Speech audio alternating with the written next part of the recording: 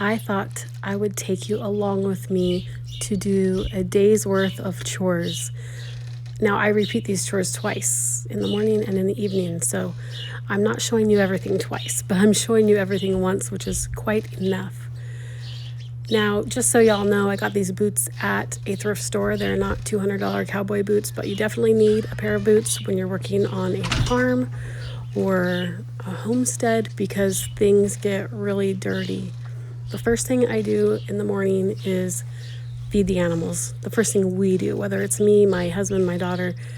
This horse, his name is Dude, and I love having him right here. He is like 40 feet from my bedroom window, and it actually gives me comfort that he's just standing out there at night. He's such a sweetheart. He is such a good horse. And I feed 2 horses out here every day. So this is Dude, and then we have Cowgirl, and they both have their own paddocks here, and they both have a shelter which we've split in half with basically with the fencing or a panel. And so they both get 2 to 3 flakes of hay in the morning and in the evening. I'm also feeding them a little bit of this. It's a grain that's treated so that the flies don't breed inside their poop. Next, I'm moving on to feeding the cows. So we've got 3 baby cows on our property right now. 2 of them are white. Their mamas are half Black Angus, half Wagyu.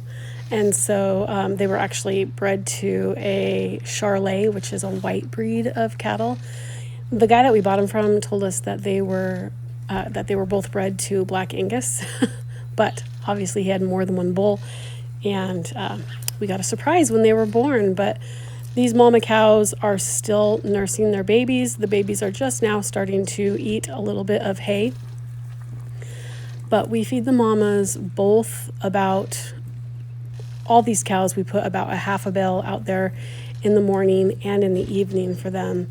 But honestly, they would eat all day, and our pasture is ready to go. We just have to get it fenced. So soon they will be on a nice green pasture all day long.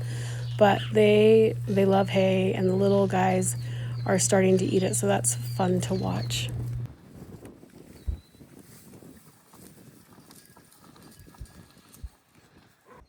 The funny thing is they're smart. And so if they see us coming, either walking or they recognize our cars. So if they see us drive by, they get so loud. The bigger one, she's actually like 75% Wagyu.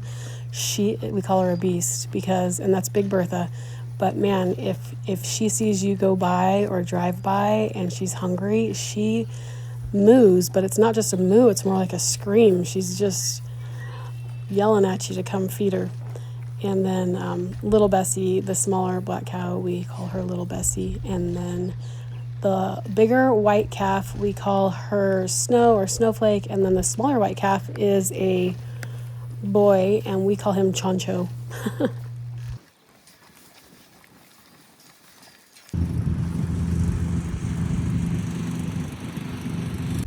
One very cool thing that I've learned this year is that cows, this is our first summer having the cows, but cows can eat grass clippings. They love them. They actually prefer them over the dried alfalfa. We can't give these grass clippings to our horses. For some reason, it can make them sick. I'm sure that they could have a few handfuls of it, but they can't eat the whole bag of grass clippings. But the cows can totally eat the whole bag of grass clippings as long as they're dry and they're not rotting at all. If they are decomposing at all, it can breed something toxic that is toxic to I think it's a mold that it breeds, and then it's toxic to cows. But if you feed it to them right after you mow your lawn and it's dry, they love it and turn it into beef.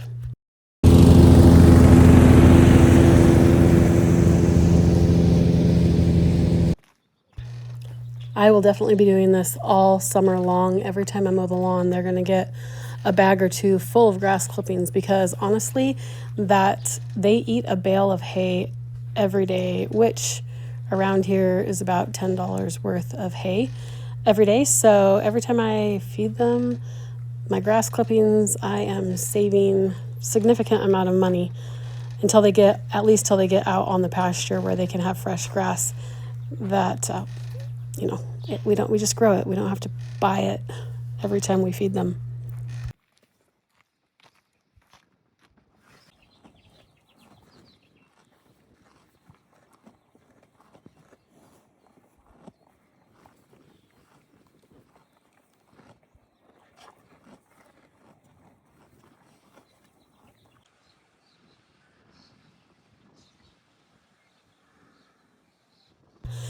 Now that the big cows are fed, I'm headed back over to our backyard where I have Buddy. This is Buddy. He is a 2-month-old Black Angus bottle calf, and we have fed him on a bottle for about a month and a half, and then we switched him over to a milk bucket. And honestly, switch your bottle calves over to a milk bucket. It is so much easier. He drinks this in like 30 seconds flat. It's a whole gallon of milk, and he just guzzles it so fast, about 30 seconds. So if you're a first-time bottle calf owner, the way we are this year, and you're hesitant about switching over to the bucket, do it. You just put your hand in that bucket and let them suck on your finger underneath the milk until they learn that they can just suck the milk in. We are also starting this bottle calf on, I think it's called calf starter grain, and mixing that with alfalfa, of course. And he's doing very well eating this, and this will get him ready to go into the pasture with the big cows.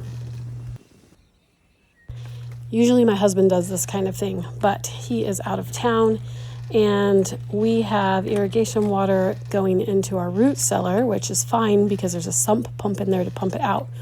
But when it pumps it out, it usually has a ditch that goes out to the alfalfa field to water the alfalfa field, but the ditch wasn't completed underneath the fence. So it's going to flood Buddy, the baby calf, out if I don't get this fixed. So I had to dig that out underneath the fence and then across to the alfalfa. It's a dirty job. And honestly, it makes me more grateful for my husband because he's usually the one doing it. The next daily chore on the farm or homestead is taking care of the chickens. This chicken feeder needs to get tied back up, which I will also do, but every day we feed them. Love the scoop feed, and yes, we keep our chicken feed in a metal trash can with a lid just outside the door of the chicken coop, and that just makes it so much easier to store a few months worth of chicken food so that you don't run out, and to feed them really easily. I'm also giving the chickens oyster shell. This just makes sure that they have enough calcium in their body and rocks in their gizzards to break up their food. Chickens eat food and then it goes into a sac in their neck area called a gizzard. And then they have to have little stones and pebbles in there to help break up their food. That's what oyster cell does. But oyster cell also provides calcium to help make their eggs nice and hard. If you've ever had chickens, then you know after a while their eggs can get soft. Their egg shells can get soft and break easily or not form correctly at all. And in that case, they need some source of calcium, and oyster shell is really good for that and helping them digest their food. So I just leave a little pile of this over by their water, and they can just come dig through it and eat it. And they do. This will disappear within a few months, and I will have to replace it.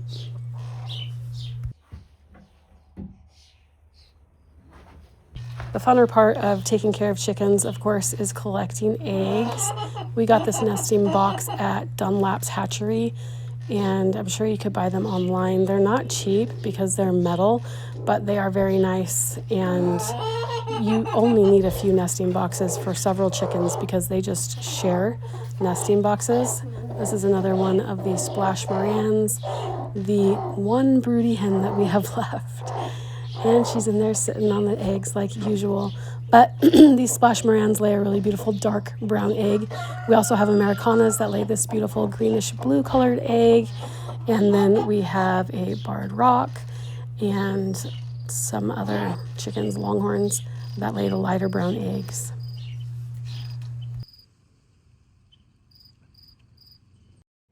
I hope this video gave you a realistic look at real life on a farm or homestead and the chores that we have to do every day when you're taking care of cows and horses and livestock. As always, thank you so much for watching my video. If you haven't subscribed yet, please do, and we'll see you next time.